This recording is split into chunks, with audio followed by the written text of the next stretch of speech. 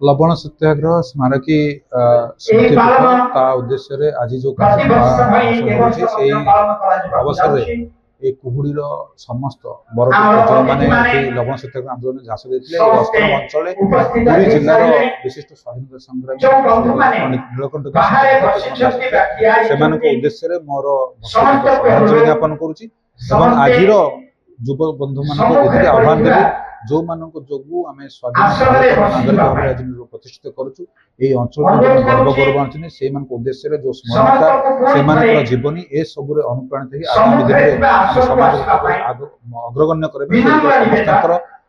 मिलित सहयोग कामना कर राज्य सरकार तरफ पंडित नीलकंठ दास जो प्रतिमूर्ति